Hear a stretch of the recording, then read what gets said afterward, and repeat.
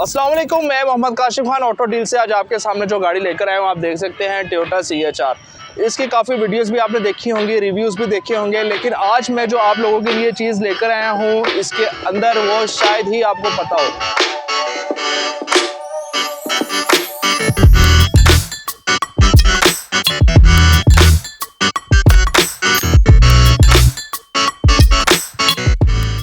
अपनी गाड़ी बेचने के लिए ऑटो डील्स पर बहुत आसानी से ऐड लगाएं, हाई क्वालिटी फोटोज अपलोड करें, प्राइस कॉन्टैक्ट डिटेल सेट करें, गाड़ी को तेजी से बेचने के लिए फीचर्ड करें। अभी विजिट करें autodeals.pk। तो आज हम इसके बारे में कंप्लीट डिस्कस करेंगे, लेकिन उससे पहले आपको इसकी थोड़ी सी हिस्ट्री के बारे में बता दूं। ये दिसंबर 2016 में गाड़ी लॉन्च की गई थी और इसमें जापान में दो वेरिएंट्स अवेलेबल हैं जो कि 1.2 टर्बो इंजन के साथ है और 1.8 हाइब्रिड इंजन के साथ है। पाकिस्तान में जो सबसे ज़्यादा इस्तेमाल की जाने वाली गाड़ी है इस वक्त वो 1.8 हाइब्रिड के साथ है। उसकी रीज़न ये है कि इसके ऊपर आपको ड्यूटी टैक्स सारा इंक्लूड करके वो अप्रॉक्सीमेटली कंपैरेटिवली जो पाकिस्तान में SUVs इस्तेमाल हो रही हैं उनके ऑपोजिट ऊपर नीचे थोड़ा सा पड़ता है। तो इसकी फ्रंट व्यू आप देख सकते हैं कि सबसे पहले इसकी स्क्रीन के ऊपर आपके पास रडार मौजूद है। अक्सर लोग इसको ये समझते हैं कि ड्राइव रिकॉर्डर है या DVR है, ऐसा हरगिज़ नहीं है।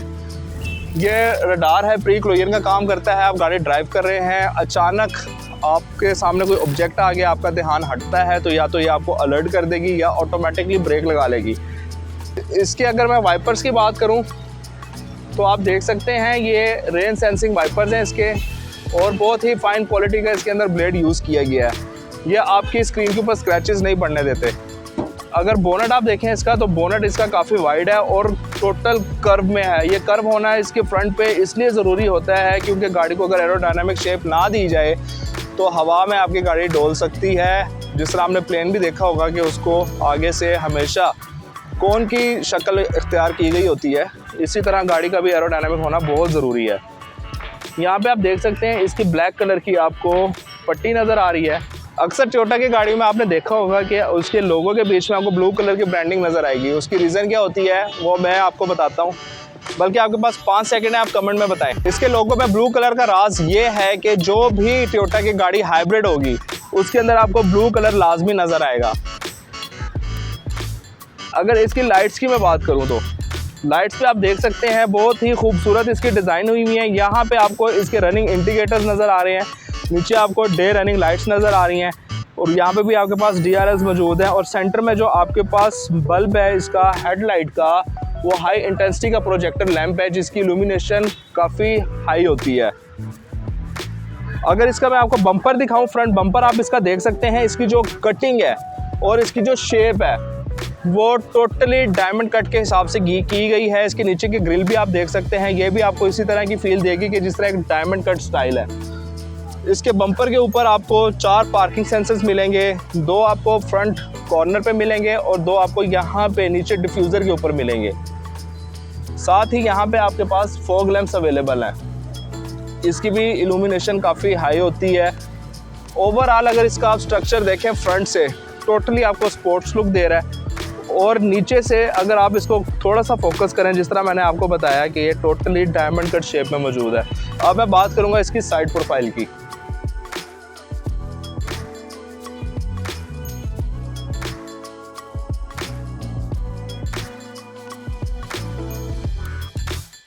इसके फ्रंट पे अगर आपको इंटरेस्टिंग चीज़ दिखाऊं, किसी ना किसी चीज़ का कोई ना कोई मकसद होता है। यहाँ पे आप देख सकते हैं टोयोटा CHR की ब्रांडिंग आपको दी गई है क्रोम के अंदर, बहुत ही प्यारी लुक दे रही है।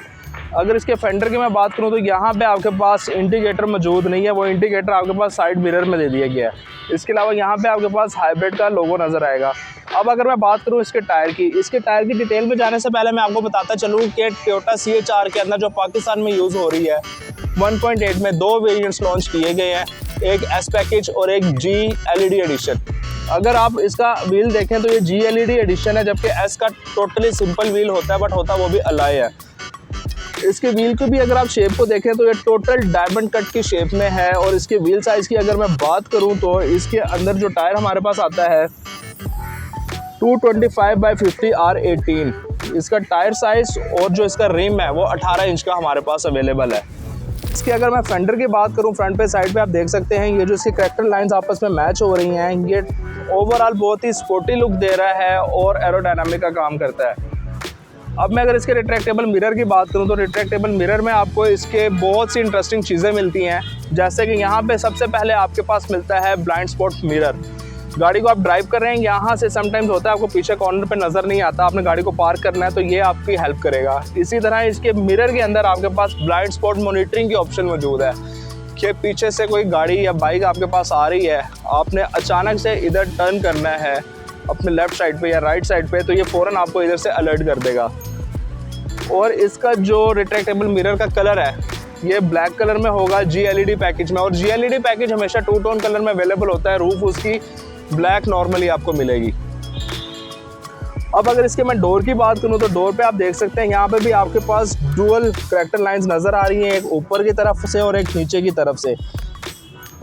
ये ओवरऑल एरोडायनामिक का काम करती हैं। इसके साइड मिरर पे आप देख सकते हैं यहाँ पे आपको एयर प्रेस नज़र आते हैं। एयर प्रेस का ख़ास काम क्या होता है कि गाड़ी आप ड्राइव कर रहे हैं, मिसाल के तौर पर बारिश हो रही है और अंदर फॉग बहुत ज़्यादा हो गई है, तो थोड़े से शीशे आप अपने नीचे कर लेंगे, बारिश आपके अंदर रूम में नहीं जाएगी। इसी तरह अगर इसके डोर हैंडल की मैं बात करूं तो डोर हैंडल में आप इसके पैसेंजर साइड पे देख सकते हैं, यहाँ पे आपके पास सेंसर मौजूद है। आप इसको डोर साइड से भी, पैसेंजर साइड से भी ओपन कर सकते हैं, ड्राइवर साइड से भी आप इसको ओपन कर सकते हैं, बट इसकी जो सेंट्रल लॉकिंग काम करेगी वो सिर्फ और सिर्फ ड्राइवर साइड से काम करेगी। अगर मैं इधर से इसको ओपन करने की कोशिश करता हूँ तो सिर्फ और सिर्फ पैसेंजर डोर ही ओपन होगा। इसके अलावा नीचे आप देखते हैं यहाँ पे आपको प्लास्टिक की एक शीट नज़र आ रही है, जो कि हार्ड और फाइन क्वालिटी प्लास्टिक यूज़ किया गया है। इसको बेसिकली क्लैडिंग बोलते हैं। आप गाड़ी को ड्राइव कर रहे हैं, कोई आपके पास स्पीड ब्रेकर आ गया है या कोई स्क्रैच वाली जगह फुटपाथ के ऊपर से गाड़ी आपकी लग गई है, तो यहाँ से ये आपको स्क्रैचेस से बचाती है और मड से बचाती है, जिससे आपकी बॉडी सिक्योर रहती है। बैक साइड पे जो मोस्टली कंप्लेंट्स आती हैं वो क्या है, मिरर के साइज़ की, कि इसके बैक मिरर का साइज़ काफ़ी छोटा है। बट इसमें कौन से प्रॉब्लम फेस करने पड़ते हैं वो जब हम गाड़ी के अंदर बैठेंगे तो फिर उसके बारे में भी मैं आपको बताऊंगा। इसके अलावा अगर इसके मैं डोर ओपनर की बात करूं, यहाँ पे जो डोर हैंडल हमारे पास मौजूद है काफ़ी ट्रिकी से है। मोस्टली गाड़ियों में आपने देखा है कि इधर ही आपके पास डोर हैंडल दिया गया होता है, बट आप पाकिस्तान में इस्तेमाल होने वाली अगर SUVs देखें तो उनका डोर हैंडल जिस तरह विज़ल में दिया गया और यहाँ पे इस साइड पर इनका डोर हैंडल अवेलेबल होता है। ओवरऑल अगर इसकी लुक देखें आप करैक्टर लाइंस के साथ, जो ये ट्राइकॉन बना रही हैं, बहुत ही प्यारी, ब्यूटीफुल और स्पोर्टी लुक दे रही हैं। साथ ही बैक फेंडर पे अगर मैं इसके आऊँ तो यहाँ पे आप देख सकते हैं इसका फ्यूल टैंक अवेलेबल है, जो कि 43 लीटर्स का होता है। फ्यूल टैंक के हवाले से अक्सर मैं एक बात करता हूँ, एक तो ये गाड़ी हाइब्रिड भी है। हाइब्रिड हमेशा वो गाड़ी होती है जो 2 एनर्जी के कम्बिनेशन से ड्राइव होती है। ये फ्यूल और बैटरीज के कम्बिनेशन से ड्राइव होती है। यहाँ पे इसका फ्यूल डलता है। अगर पेट्रोल की जगह कभी गलती से आप डीजल डलवा लें तो गाड़ी को उधर ही स्टॉप कर दें, कभी भी गाड़ी को ड्राइव ना कीजिएगा, फ़ौरन उसका टैंक खाली करवा के फिर उसके अंदर आप रीफ्यूलिंग करवाइएगा। इससे ये है कि आपका engine each and everything secure रहेगा। और आपने फ्यूल टैंक को ज़्यादा देर तक ओपन भी नहीं रखना। उसकी रीज़न ये होती है कि इसके अंदर एयर प्रेशर जमा हो जाता है। जब आप इसके अंदर रीफ्यूलिंग करवाते हैं तो एयर प्रेशर उस फ्यूल को बाहर की तरफ फेंक देता है, जिससे आप किसी हादसे का शिकार हो सकते हैं। तो इन चीज़ों का ख्याल लाजमी रखिएगा। अब मैं अगर इसकी बैक प्रोफाइल की बात करूं तो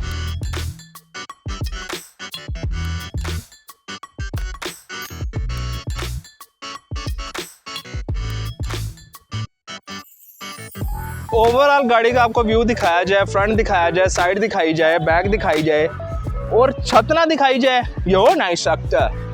इसकी छत पे जो आपको इंटरेस्टिंग चीज़ नज़र आती है वो है इसकी करैक्टर लाइंस। करैक्टर लाइंस जो कि इसकी अटैच हो रही हैं रियर स्पॉइलर के साथ, ये भी टोटली एरोडायनामिक का काम करती हैं। और यहाँ पे आपको शार्क फिन एंटीना नज़र आएगा, जिसको आप बखूबी देख सकते हैं। अगर मैं स्पॉइलर की बात करूँ तो यहाँ पे सेंटर में आपको रियर ब्रेक लाइट नज़र आती है। इसके अलावा इसका जो बैक ग्लास है ये टोटली प्राइवेसी ग्लास है, ये इसमें बाय डिफ़ॉल्ट आता है।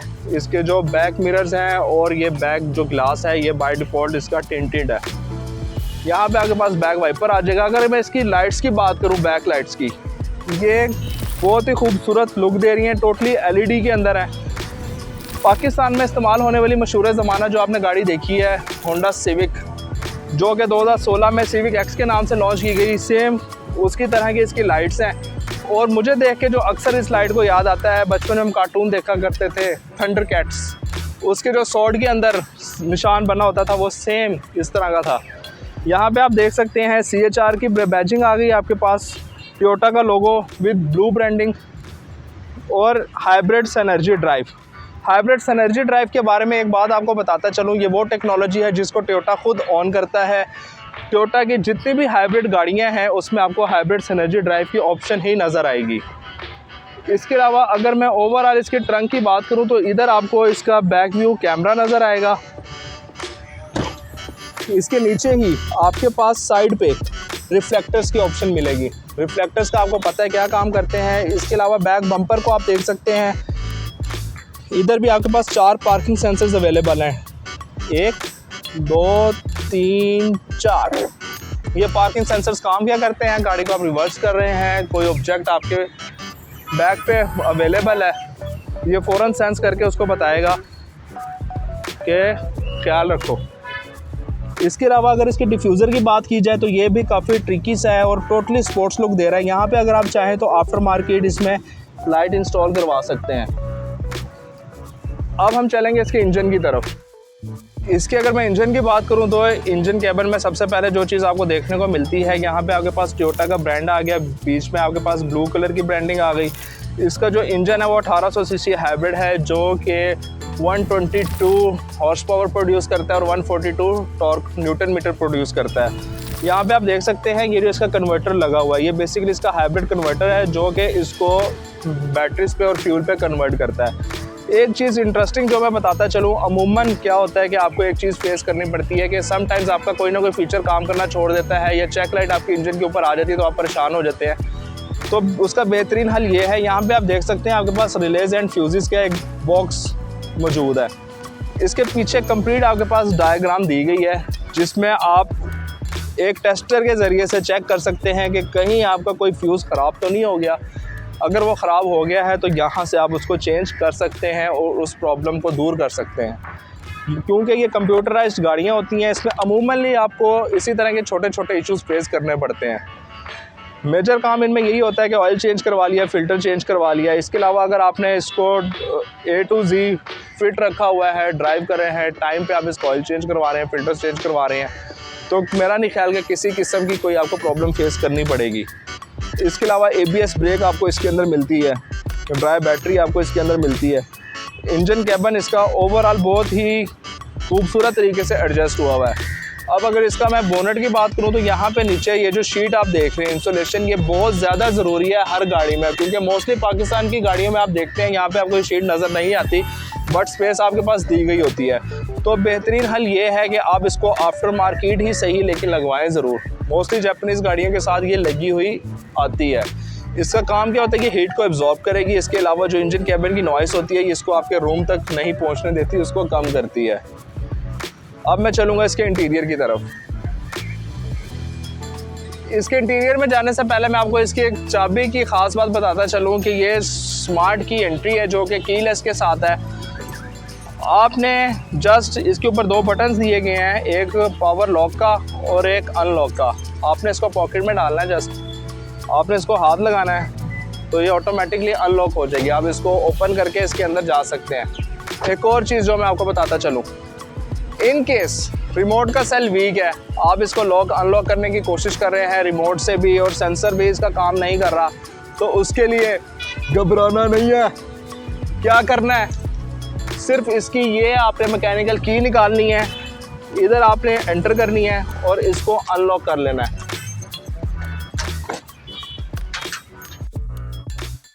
इसके इंटीरियर में बैठते साथ ही सबसे पहले जिस चीज़ को फील किया जाता है वो लेग स्पेस होती है और हेड स्पेस होती है। तो लेग स्पेस और हेड स्पेस इसकी काफ़ी कन्वीनियंट है फ्रंट के लिहाज से। इसके अगर स्टीयरिंग की मैं बात करूँ, स्टीयरिंग के ओवरऑल अगर आप लुक देखते हैं इसकी टोटल राउंड शेप में है और ओवरऑल इसका जो स्ट्रक्चर है टोटली स्पोर्टी लुक दे रहा है और लेदर स्टिच्ड हुआ हुआ है, बहुत ही फाइन क्वालिटी में है। और अगर इसकी मैं शेप की बात करूँ तो सेंटर में सबसे पहले आप देख सकते हैं यहाँ पे आपके पास 1 2 3 4 5 पेंटागोन शेप दी गई है। अगर आप डायमंड को भी देखते हैं तो वो भी पेंटागोन शेप में अवेलेबल होता है। जब भी किसी गाड़ी को डिज़ाइन किया जाता है तो किसी न किसी चीज़ का स्ट्रक्चर माइंड में रखते हुए उसको डिज़ाइन किया जाता है। तो मेरे हिसाब से इसको जब डिज़ाइन किया गया था तो डायमंड को माइंड में रख के उस हिसाब से इसको डिज़ाइन किया गया है। इसके अगर बटन्स की मैं बात करूं तो यहाँ पे भी आप इसके कट्स देख सकते हैं, टोटली डायमंड कट में है। यहाँ पे आप देखें इसके इंफोटेनमेंट के बटन हैं जिससे आप इसके LCD के कंट्रोल कर सकते हैं। यहाँ से आप कॉल को पिक कर सकते हैं, ड्रॉप कर सकते हैं, स्पीकर पे बात कर सकते हैं। और राइट साइड पे जो आपको बटन्स नज़र आ रहे हैं ये टोटल इसके ये जो आपके पास इंफॉर्मेशन क्लस्टर नज़र आ रहा है सामने, इधर से आप इसको कंट्रोल कर सकते हैं। या आप इसके मेन्यू में जाएंगे। इसके अलावा आप यहाँ से ये एक चीज़ इंटरेस्टिंग है जो कि आप मैनुअली भी यूज़ कर सकते हैं। इसमें आपके पास ट्रैक्शन कंट्रोल की ऑप्शन है, इसको भी यहाँ से एक्टिवेट कर सकते हैं, जिसमें आपके पास स्टीयरिंग असिस्ट की ऑप्शन आ जाती है, उसकी सेंसिटिविटी आ जाती है, अलर्ट की वार्निंग आ जाती है और आपके पास सेंसिटिविटी आ जाती है कि आपने सेंसिटिविटी इसकी कितनी रखनी है। इसके अलावा अगर मैं बात करूँ इसके रडार को आप यहाँ से इसकी सेंसिटिविटी को भी हाई लो कर सकते हैं। इसके अलावा अगर यहाँ से आप इसको ऑफ करना चाहें ऑफ भी कर सकते हैं। ब्लाइंड स्पॉट मॉनिटरिंग की ऑप्शन आ गई आपके पास, जिसमें रिट्रैक्टेबल मिरर्स में जैसे मैंने बताया था ब्लाइंड स्पॉट मॉनिटर मौजूद है। यहाँ से भी आप इसको ऑन कर सकते हैं, ऑफ कर सकते हैं। और इसकी सेफ्टी फीचर्स में एंड में जो आपको ऑप्शन मिलती है पार्किंग सेंसर्स की, अब यहाँ से भी अगर चाहे मैनुअली इनको ऑन ऑफ कर सकते हैं। ये जितने भी आपके सेफ्टी के फीचर्स हैं ये तब वर्क करेंगे जब आपने सीट बेल्ट लगाया होगा। तो सीट बेल्ट बराए मेहरबानी जब भी ड्राइव करें ज़रूर लगाएं। मैं अक्सर जब भी सीट बेल्ट की बात करता हूँ तो मोस्टली लोग ये कहते हैं कि यहाँ पे ड्राइविंग क्लास आप दे रहे हैं, गाड़ी का रिव्यू कर रहे हैं। ये बताने का मकसद ये होता है कि आपके जितने भी सेफ्टी फीचर्स हैं वो इसके बगैर काम नहीं करेंगे। इसके अलावा इंफॉर्मेशन क्लस्टर में हमारे पास जो चीज़ें शो होती हैं, इसकी एवरेज शो होती है, इसकी माइलेज शो होती है। ओवरऑल बहुत ही बेहतरीन डिज़ाइन हुआ है।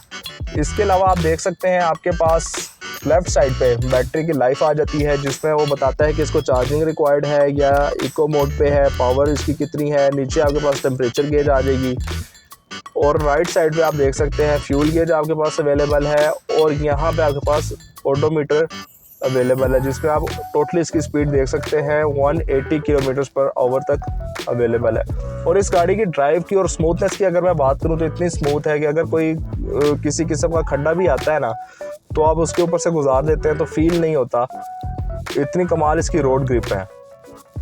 और इसकी फ्यूल गेज आप देख सकते हैं, जहाँ पे इसका ये फ्यूल टैंक बना हुआ है उस साइड पे इसका एरो का साइन अवेलेबल है। फ्यूल के टैंक के जहाँ पे भी एरो का साइन होगा उस साइड पे आपका फ्यूल टैंक होगा। समटाइम्स कंफ्यूजन हो जाती है, जो कार ड्राइवर होते हैं उनको पता नहीं चलता, कार यूजर्स जो होते हैं उनको पता नहीं चलता कि हमने किस साइड पे गाड़ी को पार्क करना है। तो आप उस एरो को देख के आइडिया लगा सकते हैं कि आपका फ्यूल टैंक किस जगह पे अवेलेबल है। अब अगर मैं बात करूँ इसके स्टीयरिंग के एडजस्टमेंट की, तो स्टीयरिंग इसका टिल्ट पोजीशन में है, आप जिस तरह से चाहें इसको एडजस्ट कर सकते हैं। इसके स्टीयरिंग के नीचे आप देख सकते हैं 2 लीवर्स आपके पास मौजूद है। लेफ्ट साइड पे जो है वो इसके फ्रंट वाइपर्स को और बैक वाइपर्स को कंट्रोल करता है, जिस तरह मैंने आपको पहले बताया था कि इसके वाइपर्स जो है रेन सेंसिंग है।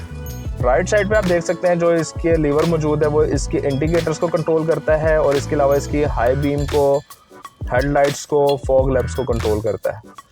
स्टीयरिंग के नीचे यहाँ पे आपको एक लीवर नज़र आएगा जिस पे आपको देख सकते हैं कि लिखा हुआ है cancel, RES, hold, set.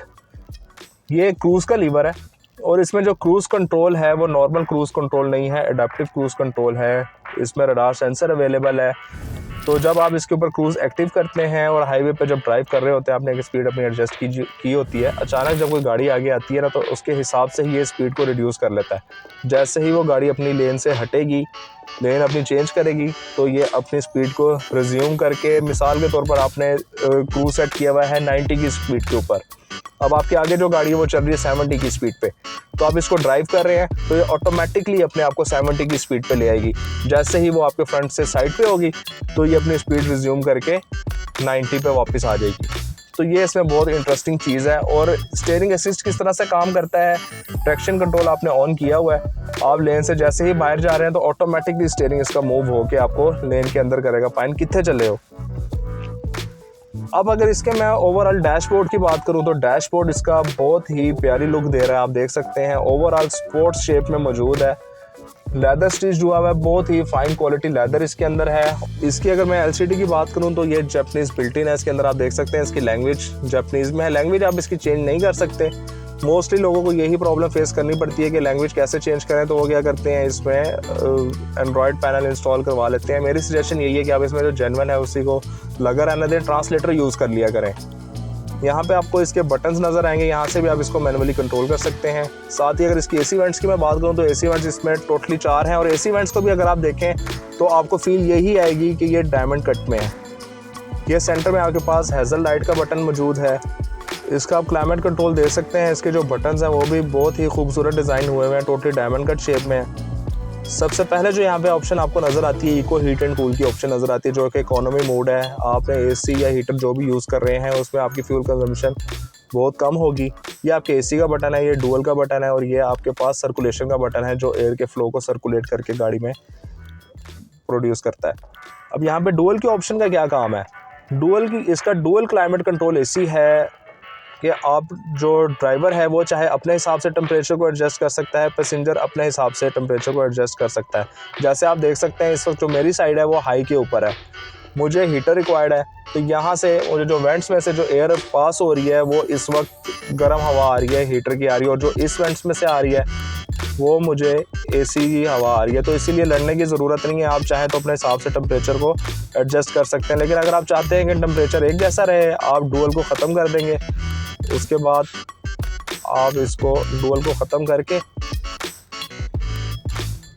Temperature को यहाँ से चेंज कर सकते हैं। डुअल को जैसे ही आप ख़त्म करेंगे तो टेम्परेचर आपका सेम रहेगा।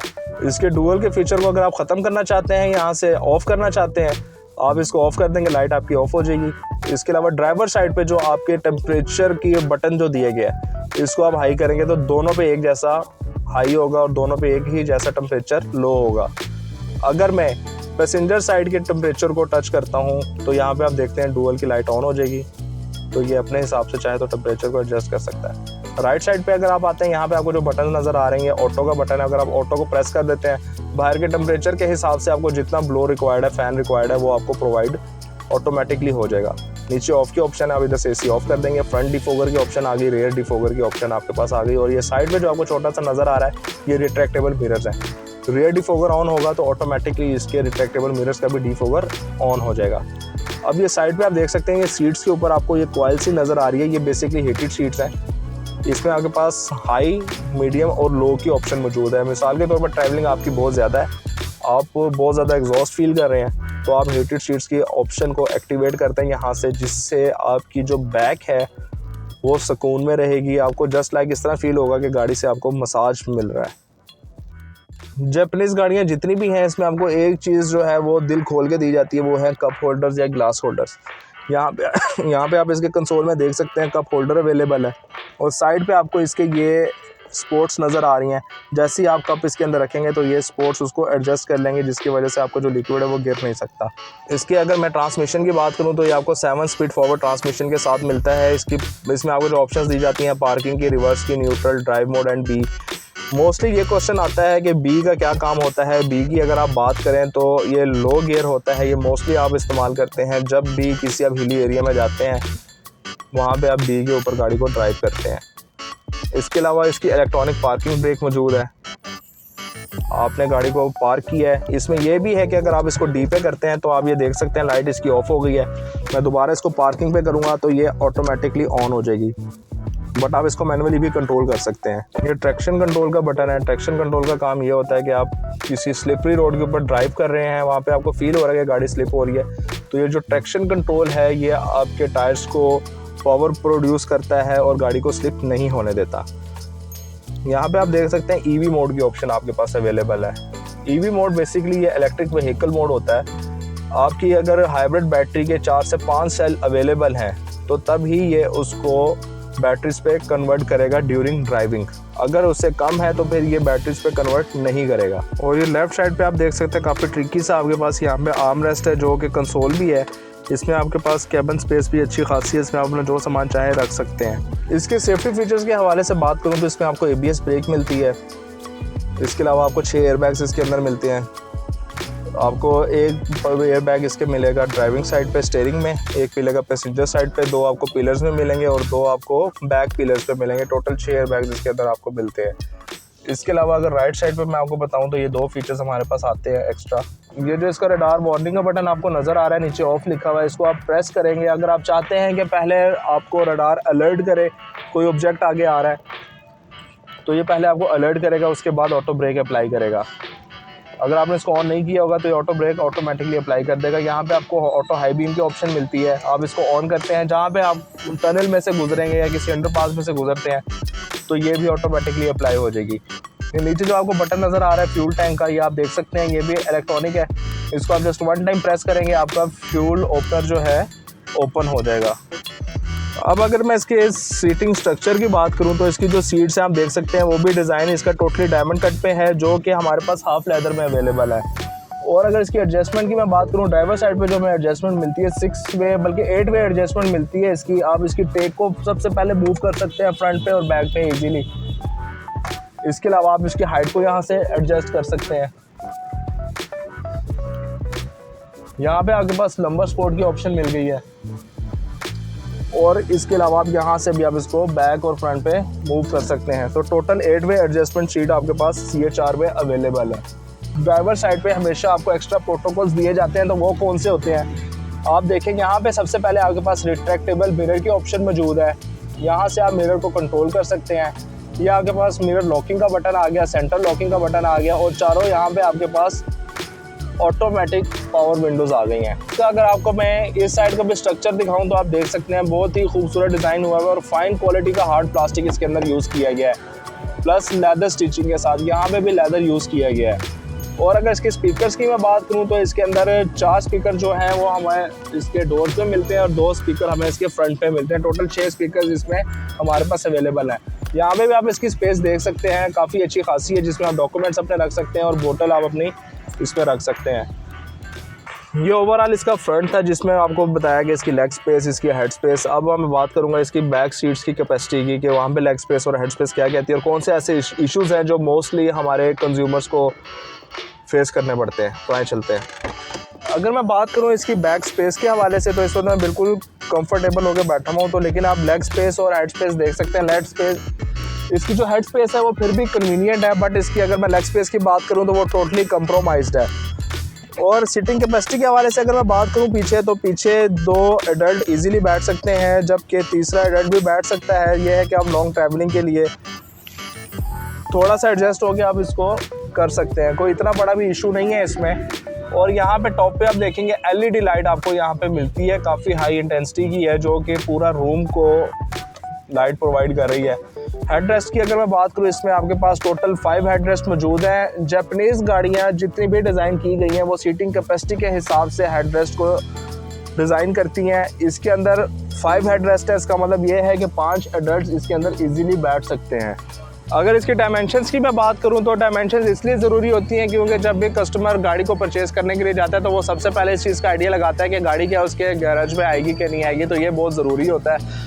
तो इसके अगर डायमेंशंस में सबसे पहले इसकी विड्थ देखी जाए तो विड्थ इसकी है अप्रॉक्सीमेटली 5.11 फीट। हाइट की मैं बात करूं तो वो 5.2 फीट है। इसकी लेंथ की मैं बात करूं तो वो अप्रॉक्सीमेटली 14 फीट है। और व्हील बेस, एक व्हील से दूसरे व्हील तक का जो डिस्टेंस है इसका वो अप्रॉक्सीमेटली 8.5 फीट है। और अगर इसकी ग्राउंड क्लियरेंस देखी जाए, जो कि बहुत ज़रूरी है क्योंकि ये कम्पैक्ट SUV है, इसकी ग्राउंड क्लियरेंस आप देख सकते हैं ये अप्रॉक्सीमेटली 0.5 फीट है। SUV के हिसाब से कम है बट एडजस्टेबल है, ये है कि गाड़ी नीचे नहीं लगती। अब अगर इसके मैं कंपटीटर्स की बात करूं तो जो गाड़ियां इसके कंपैरिजन में आती हैं, सबसे पहले वो गाड़ी जो इसी की टेक्नोलॉजी की हाइब्रिड की है वो होंडा वीज़ल है, जो कि इसके कंपैरिजन में आती है, बट उसका इंजन 1500 सीसी होता है। और अगर पाकिस्तान में जो गाड़ियाँ इस वक्त असेंबल की जा रही हैं उसके लिहाज से मैं SUVs की बात करूँ तो इसमें हमारे पास MG HS आ जाती है, Kia Sportage आ जाती है, Hyundai Tucson आ जाती है और इसी तरह की मोस्टली गाड़ियाँ आ जाती हैं। तो इसके बारे में मज़ीद अगर कोई इन्फॉर्मेशन आपको चाहिए तो आप हमारी वेबसाइट autodeals.pk भी विज़िट कर सकते हैं। एक ख़ास बात जो मैं आपको बताता चलूँ, जापानीज़ गाड़ी आपने जब भी परचेज़ करनी है उसकी ऑक्शन शीट आपने देखना नहीं भूलना। आपने जापानीज़ गाड़ी परचेज़ करने जा रहे हैं, हमारी वेबसाइट के ऊपर जाएँ autodeals.pk पे, वहाँ पे ऑक्शन शीट वेरिफिकेशन की ऑप्शन आपके पास अवेलेबल है। जस्ट गाड़ी का चेसिस नंबर दें और आप उसको ऑनलाइन भी वेरीफाई कर सकते हैं, तो ये बहुत ज़्यादा ज़रूरी है। ये था कंप्लीट CH4 का रिव्यू। उम्मीद है कि ये वीडियो आपको बहुत ही अच्छी लगेगी। इससे मुताल्लिक किसी किस्म की कोई सजेशन, कोई क्वेश्चन जो आप पूछना चाहते हो कमेंट में हमें लाजमी बताइएगा।